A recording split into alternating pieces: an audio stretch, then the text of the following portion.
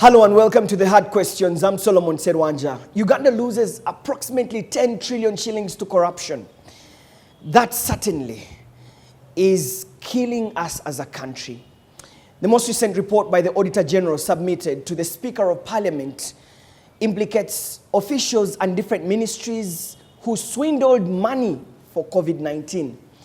Well, we will be taking a deep dive into that report. But one of the institutions that is mandated to push back on corruption is the Inspectorate of Government. Today on the Hard Questions, I host the Inspector General of Government, the Honorable Betty Kamya.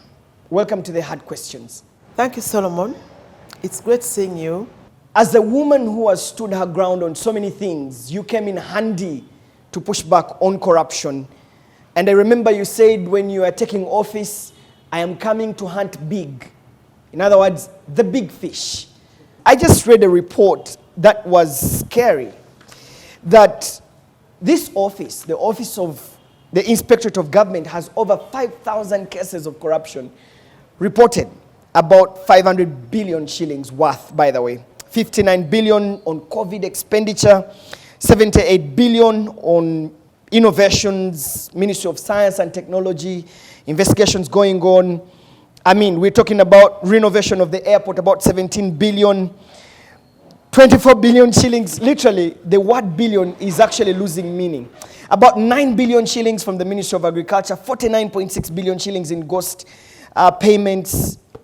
Corruption, corruption, corruption. You came in here promising us that you're going to be hunting big. Have you caught the big fish? Well, I will not say that we have caught the big fish. I will say that we trying to catch people based on evidence. When you get corrupt people and you take them to court, the judge requires you to produce evidence beyond reasonable doubt. And the way our system operates, the big fish are very slippery. They don't sign checks, don't sign contracts, the ones you call the big fish.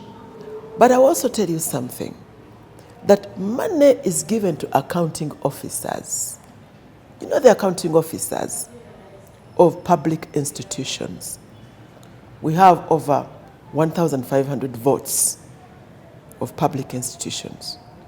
And accounting officer, the Minister of Finance, gives the money to an accounting officer who is the custodian of the rules and regulations of management of public resources.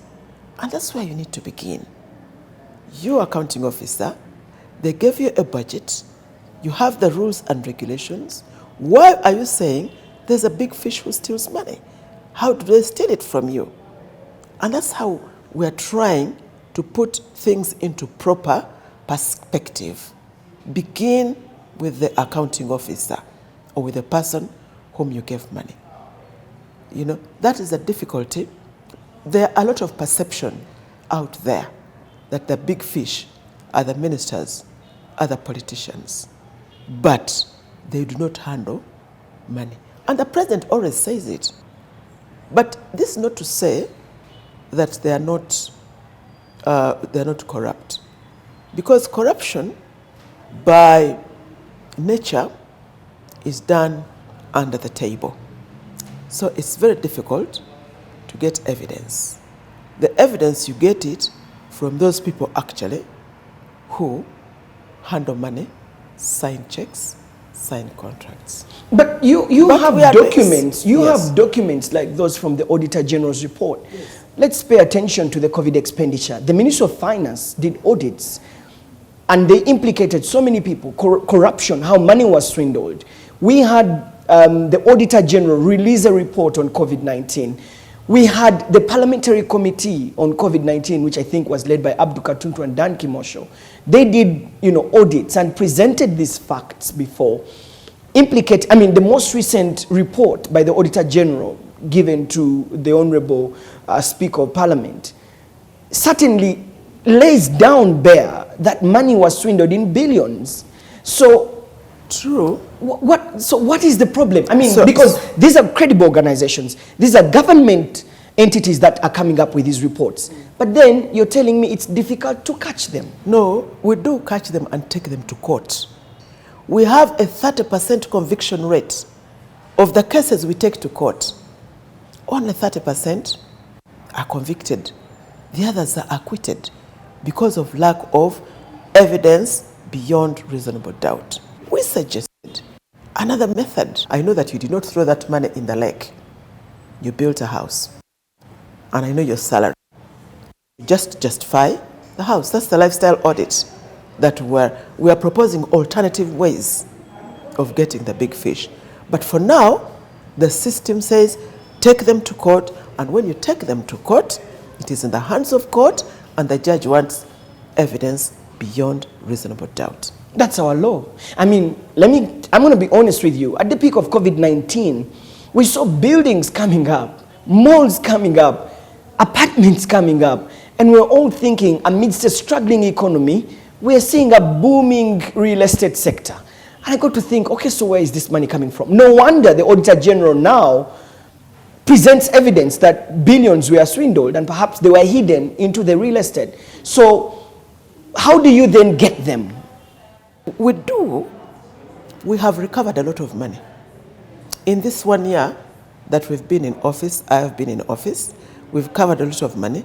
And also before we came into office, a lot of money was being recovered. But there's also a lot of money that we don't get to recover. So it's not as if there's no work being done at all. A lot of work is being done, and we have devised new strategies which we shall unveil to the country very soon.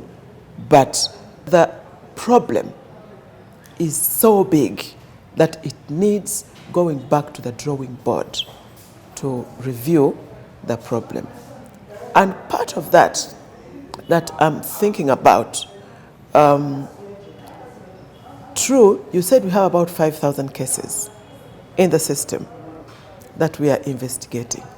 But those are the cases that are brought to us by the whistleblower. Yes. But the ones you're talking about, the one who is building a mansion, that one does not come to the through the 5,000 cases. It requires investigations. Because, I mean, nobody even knows where he's getting the money to build. Unless we do the lifestyle audit, check up on you to account for your lifestyle. Because your lifestyle does not seem to be commensurate with your known source of income.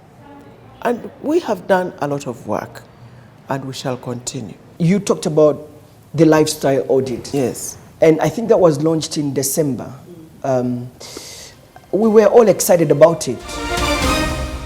The people and the media, since we took office, have asked us, how will you deal with the untouchables? And I always say, the president who gave us this job wants it done. It is his commitment to the people through his manifesto. The president is so fed up with corruption, he will not protect anybody because the president contract is with the people of Uganda. This has been my answer, sir, and I'm saying it publicly in your presence so that the press and the people don't ask me again. How far have you gone with implementing the lifestyle audit, and have you caught anyone using this format of adducing evidence? The lifestyle audit is a good concept, but needs a legal framework. You can't just operate it out of nowhere. So we came up with a brilliant idea, but we need a legal framework in which we are operating it. And we have gone a long way in proposing the legal framework. We're almost unveiling it. You will appreciate that it doesn't happen just like that.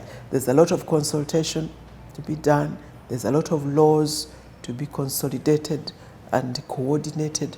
To have a law or a legal framework takes quite a while, but we are nearly there. So until we have a functional legal framework, the audit cannot go on, and therefore it affects your level of prosecution. Because like you said, they don't leave no trace, so it's difficult to catch them. They're slippery, they don't leave footprints. The man that just goes and they sit under the table, under someone's tree somewhere where there's no even recording, and they discuss a deal, and the next thing you know is houses going up, and there was everything was legal, the procurement process was okay, it followed the PPDA Act, and but you end up with a bad deal for the country. So these are realities. We must all be aware of the fact that there is a flaw in the system where people take huge sums of public funds, but you cannot trace it to them because they are not required. It's very easy. It's not easy to get evidence against them. Even with what you're proposing, it's being slowed down by lack of a legal framework. Yes, but we are working on that. I hope it's eventually... I am very confident that in a couple of months that will be sorted. Okay, great. We're looking forward to it. But beyond just the legal framework, there is also, is there political will to have this legal audit done? Because again, on the launch, when you were very excited introducing the lifestyle audit to Ugandans, the president of the country said, and I quote, "Be careful while executing these audits, as the thieves may invest outside Uganda." The lifestyle audit is good, but be careful, because we are still lucky that our corrupt people are corrupt here. They steal the money, they put it there. You see a five-star hotel from corruption. Now, if you only concentrate on the lifestyle, then they will take the money out. And you'll have no evidence here. It will be another struggle. This deflated you, didn't it? No, it didn't. I think it just made us wiser. While you're planning to do this, remember that these thieves have this option, so be smarter, And to be honest, it is very difficult to ferry money outside because there's the whole international framework where you have to account for money also. So Uganda is an active member of regional protocols, international protocols, and even required. Sometimes we are slow to catch up with the others, but then you are forced to be blacklisted if you don't pass this law, the Anti-Money Laundering Law, the Whistleblowers Act, the Protection Act. So outside Uganda, there is an international framework that is also fighting corruption. But isn't it sad for you on the day when you think you're coming up with a solution to fight back on corruption, and the president of this country, who is also your boss, says such a statement that he's more concerned about thieves taking money and investing it out of the country rather than supporting your cause? But Serwanja, after that caution, he went ahead and launched it. It is there. Official launching of the lifestyle audit campaign. So, cautioning that there is a problem. People will sift money out, so be careful. But I am with you on the lifestyle audit, and he appended his signature. It is there. So, it is not like he was saying, don't, I order you not. He said, these are some of the issues that people will try to siphon money out of the country. And siphoning money out of the country is a problem. So be careful so that you don't, or you can deal with this problem as well. I don't take it like the president saying, don't do the lifestyle audit. Okay, good thing, I'm even going to support it, I'm signing it, but there is this problem. Look out for it. And so it's not a big worry, really. Okay. It's not a big worry. Okay. Well, the head of state clearly understands that over the last so many years, over 36 years of him being in power, he's struggling with corruption. He's come out on several ways saying, my people are corrupt. How does it feel for you, who thinks that she's right, you know, she's right-minded, she wants to serve this country, to work for a corrupt government? I am right-minded, but I will tell you something.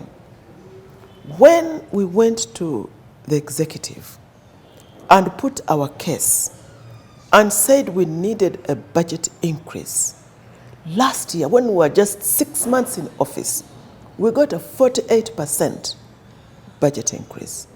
Does that look like no political will?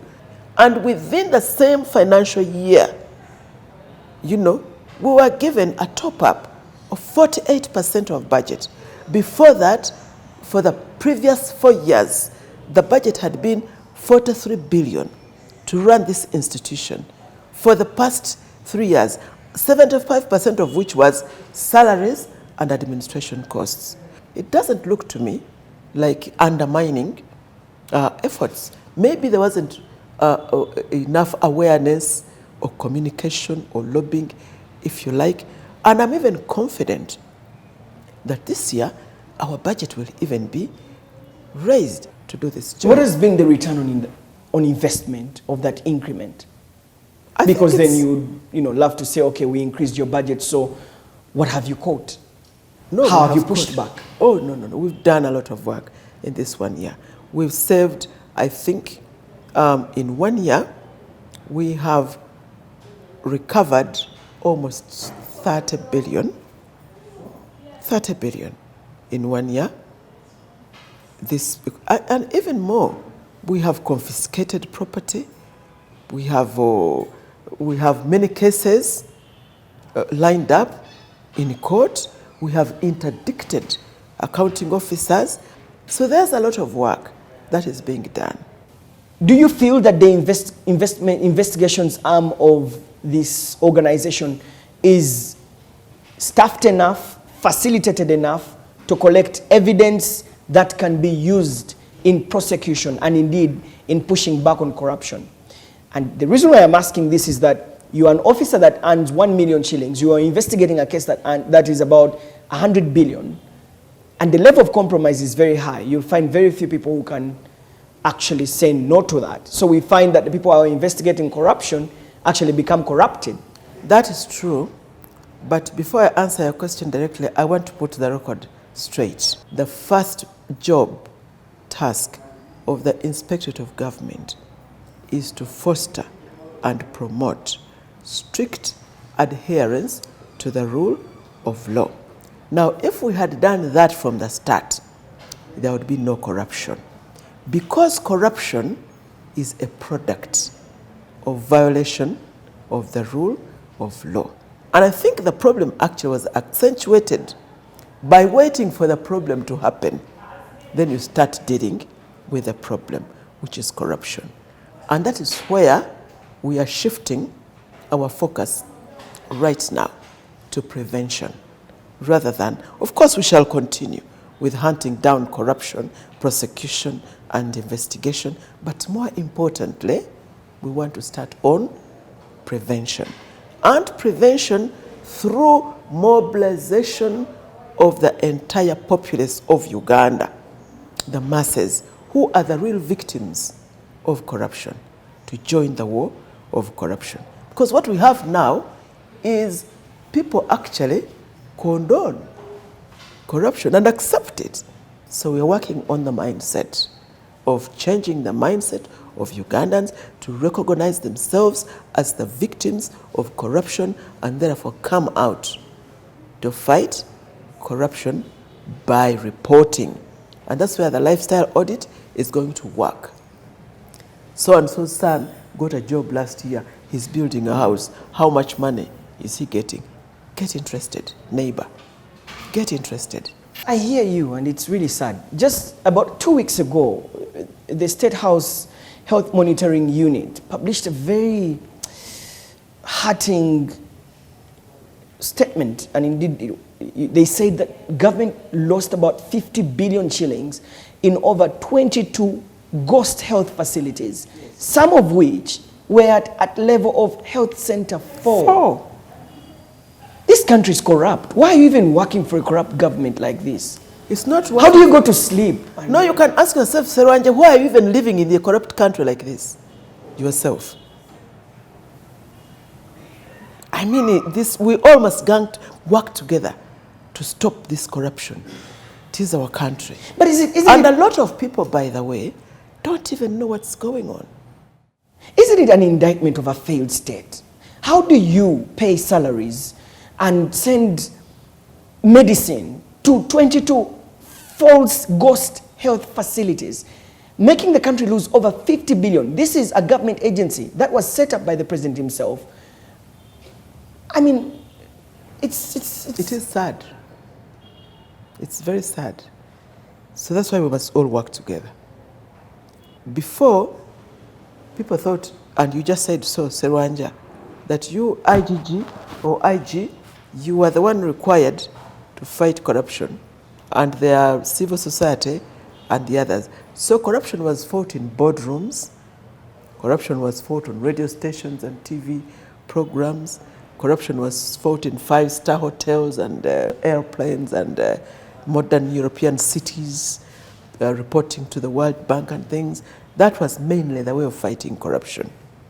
And we are changing that. We are taking the war to the masses, to the people who will be asking everything you do. You'll be accountable to the masses, to your neighbors. It must be a mindset change. And we are depending on the media, of course. Yeah, I can't agree more with you. I have a feeling that somehow this government has failed us to push back on corruption. I mean, really. I think, to be fair, there are institutions, both legal and administrative infrastructure. We are not lacking. From the Constitution that set up all these institutions, the executive, cabinet, parliament, all the laws, anti-corruption laws, we have so many, and we have the judiciary, and then when it wasn't enough, we even have executive action that set up the State House monitoring units and all that. All these efforts then why are we failing? Was really to fight corruption. Ma'am, why are we failing? Now, and what I wanted to bring out, Solomon, think outside the box. So the president says, now I'm going to appoint an Inspector General of Government who is not a lawyer, who is not even a judge, who is a politician and a business person. And see, this is thinking, to me, this is thinking outside the box. And this is being frustrated with the, just as you are, why isn't it working the way it should? Okay, let me now, because it must be Ugandans. We cannot import people from abroad.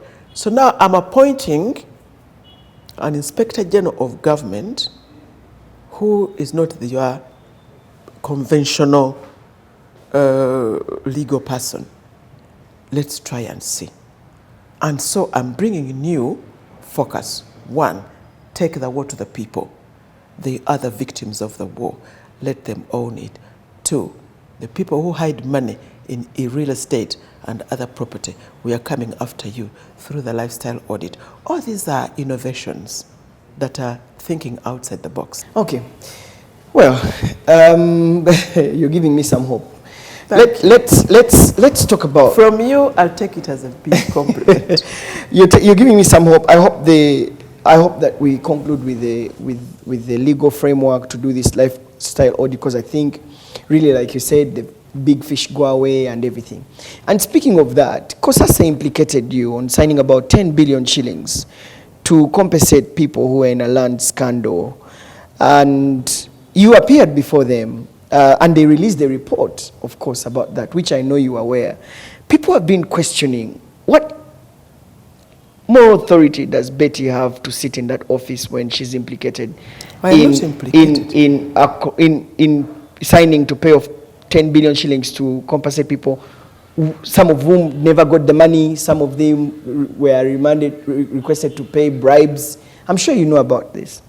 Yeah, that's very, very unfortunate. But I'll tell you something.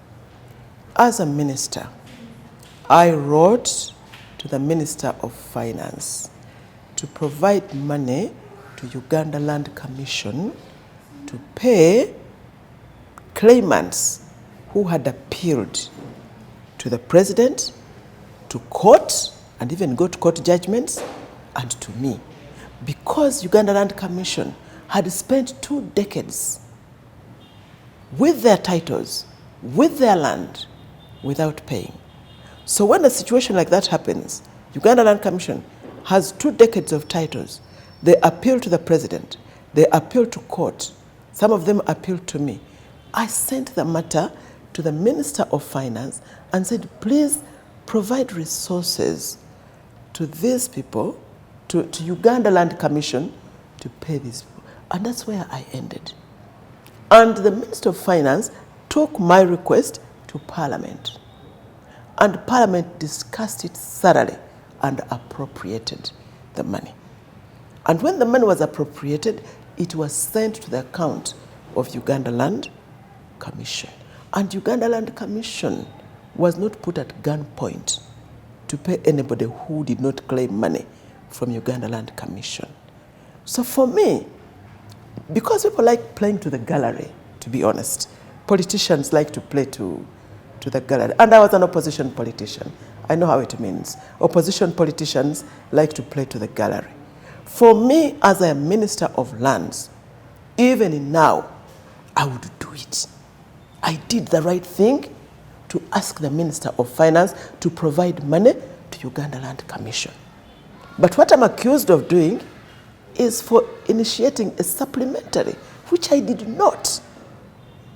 Because a supplementary is initiated by the institution. I did not, and my letter is clear. Minister of Finance, please provide funds to the Uganda Land Commission to pay these people. And it went through a process of 16 steps. My letter, step 1. But for people to get that money, there are 16 steps, including a plenary of Parliament twice, a budget committee, and an ad hoc committee of Parliament, and Parliament finally appropriating. But because people like media story, they don't mind about destroying people's credibility, maybe because it works for them. I am saddened that it keeps working on my credibility, but that is the story, really. While in this, Anyway, position now, Honorable Betty Kamya, have you gone back to follow that money? No, it's not my job, but what I did, I went to court to seek a judicial review of the report of Parliament, to quash it actually. So this matter is in court and sub judice, really. You went to court? Of course I did. As the IGG, I needed to clear myself. That's quite a big step. Yes, that's how saddened I was. And that's how passionate I am. I have built a career of over 50 years. And you want to destroy it because you want playing to the gallery? Please. Wow. Especially that it leaves a dent. I mean, if it's a parliamentary report, it goes on record. And it stays there, except if it's quashed, like you said. So it is sub judice. Wow, okay. Thanks a lot for coming out clear on that. It's important because the public now perhaps will get a clearer understanding Thank you. of that. As we conclude, how far have you gone with implementing the Leadership Code? You know, it's an ongoing.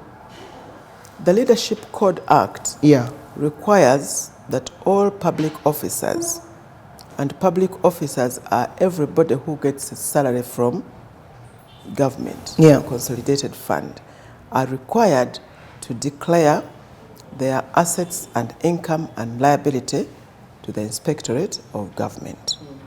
Now, with the new, originally, there were about 25,000 people that fell in that category. But with the amendment of 2021, which opened up for everybody who gets a salary from government, that list has been expanded to about 400,000. Wow. So to get 400,000 to declare their assets and liabilities is a slow process. It also includes informing them, because a lot of people don't even know. The amendment was only done in March 2021. Yeah. So among other things, we have to educate people, to sensitize people that they are required. But it is up to them, the person, to come and declare. And if they don't declare, then they have defied the law, and we send them to the Leadership Code Tribunal. Wow. We've sent several cases to the Leadership Code Tribunal. And you have set up an electronic system also to support We have people. set up an electronic system, and we are also trying to make sure that there's compliance. For instance, each case that comes before us, we first check for compliance. We do the vitals. We call them vitals. If they bring anybody before us, we first check the vitals.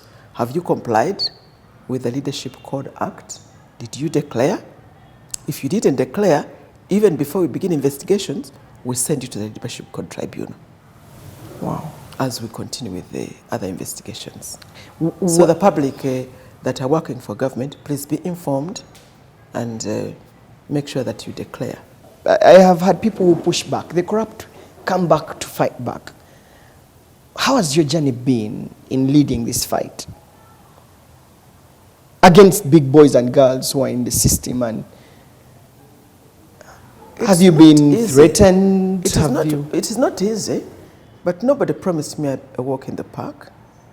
Nobody promised me a bed of roses. And there's a very good team here of experienced people. So we try.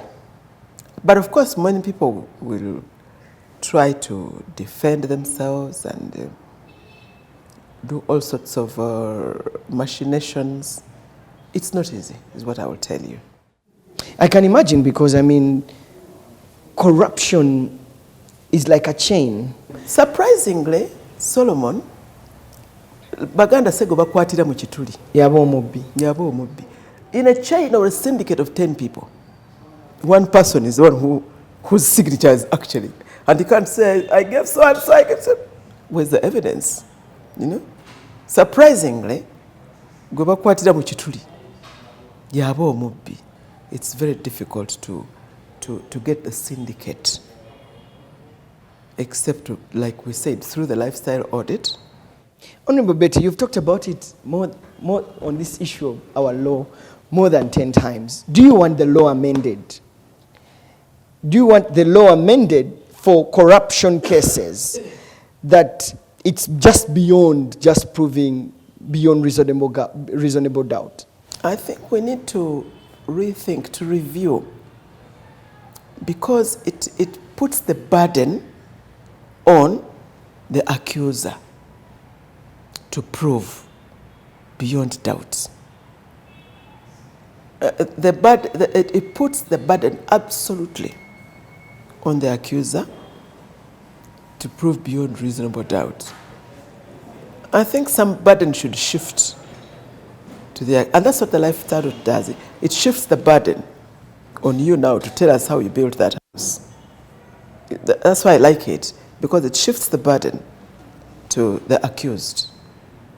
So I think we need a conversation to review, because if something is not working and has not worked for many years, yes, you should sit down, go back to the drawing board and ask why it is not working. How does the future look like in the fight and pushback against corruption? I think the fight is good. The future is good.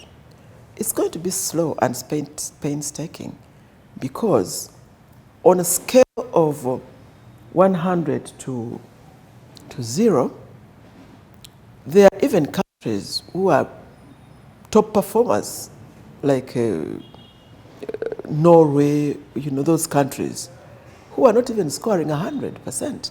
Denmark, they are also not scoring 100%, because the journey is slow and painstaking. But I think that mobilizing the population to get involved in this war is the great step that we've taken, a step in the right direction than fighting all over.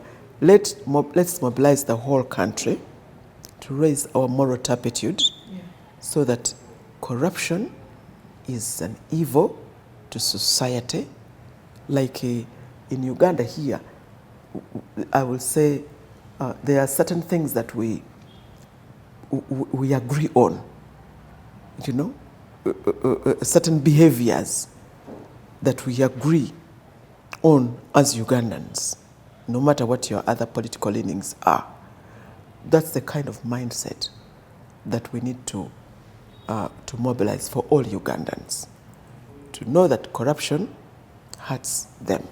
IGG Betty Olive Kamya, thank you so much for speaking to us. Thank you too.